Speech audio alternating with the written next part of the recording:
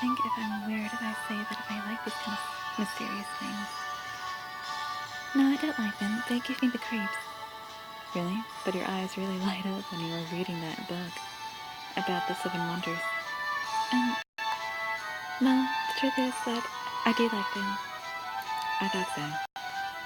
Philip laughed lightly, as if he were enjoying himself. We talked about those things. Skeleton made his merry way toward us.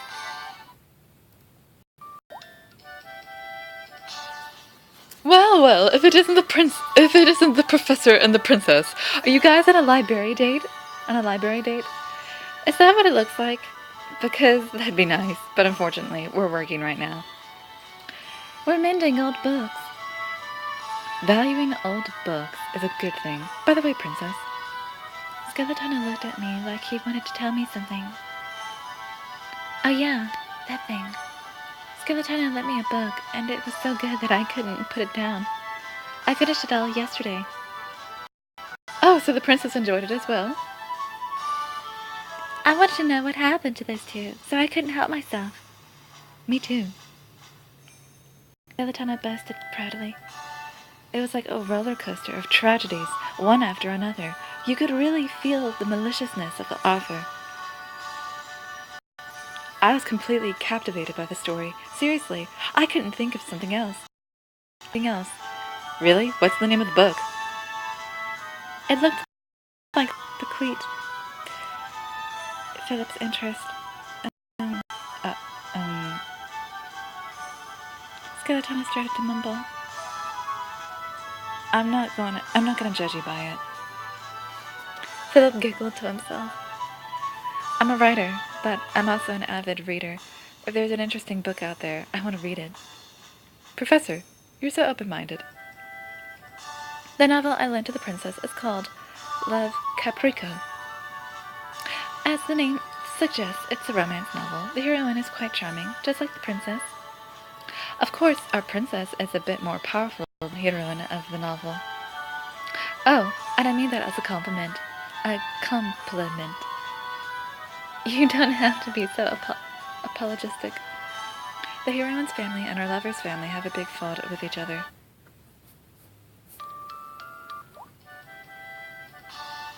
So both of their families are against their relationship. So the two of them see each other in secret, hiding from the eyes of those around them. Their forbidden love flourishes as they meet each other in a secret garden. Those two poor, tortured souls.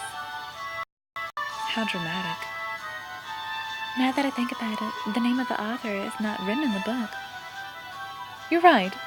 It seems it's an anonymous piece. Really? Apparently, one day, a handwritten manuscript of the novel was delivered to a publishing company, along with a yellow tulip. How mysterious. You know what? Jandy and I were reading a book about the 7 wonders of Niflheim. Goodness! You told me you were in the middle of work, and I just kept babbling on and on. It's fine. I enjoy your stories. No. Once I start talking about something I like, I just can't stop. I'll check my leave before the professor gets... Well, adieu.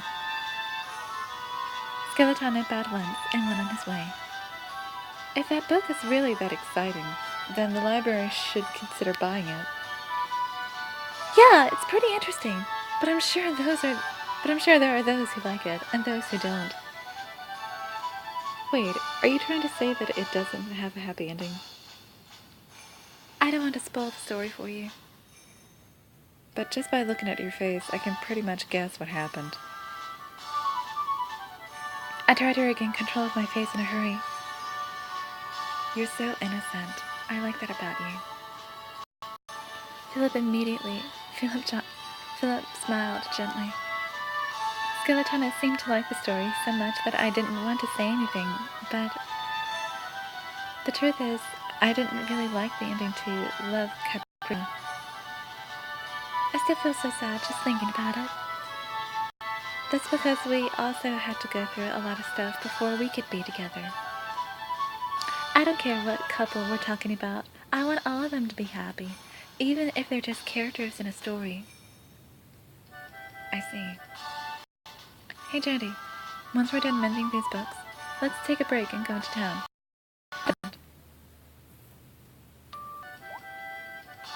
Into town?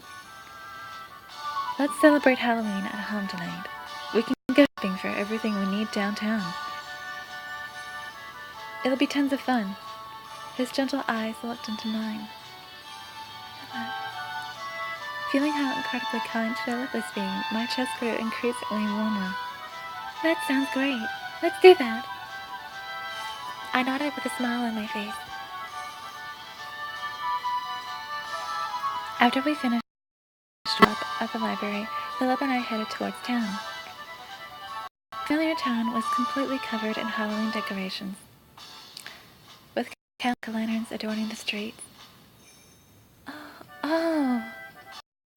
Let's go into that store. We entered the store and decided to look for Halloween merchandise. What about this one? Philip had picked out a candle shaped like a pumpkin. Halloween wouldn't be complete without it.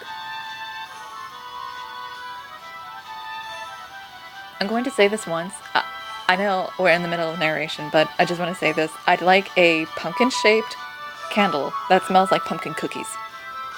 Or pumpkin bread. Put the candle into our shopping basket right away. Those plates with pumpkins on them are so cute.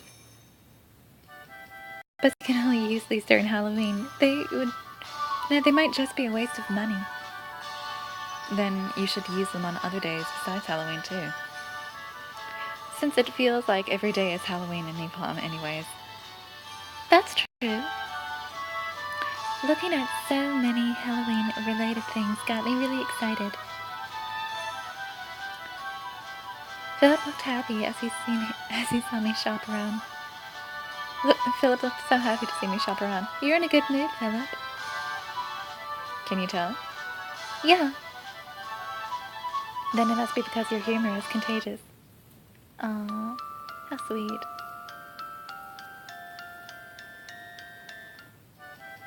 Contagious? When you're happy, it makes me happy. When you're sad, it makes me sad too. You're so sensitive, Philip. No, I only feel that way about you, JD. Your comfort can take me all the way up to heaven, or send me down to the depths of hell. Wow, that's pretty scary. But it's true. Philip smiled with a troubled face. My heart is in the palm of your hand. While we were walking, after finishing our shopping, we ran into the king in Orlando coming out of the bookstore. Hello. As soon as the king heard Philip's voice, he gasped and ran over to us, almost falling down. Orlando came after with an expression of disappointment on his face. What a coincidence! Never thought I'd run into you guys walking about town. I knew Andy and I are definitely fated to be together. Our love was destined. The king winked while he said that, pointing his fingers at me in the shape of guns.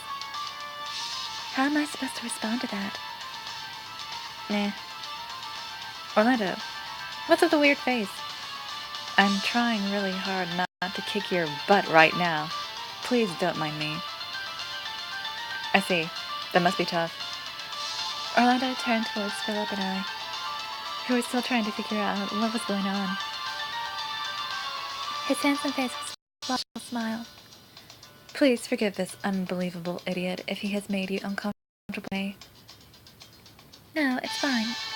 Oh, there's no need to be so tolerant of him. There are times when I want to shove him into a trash can myself. Who's him? Him? Who's him? A person who don't happen to know my king. Orlando cursed the king as he spoke.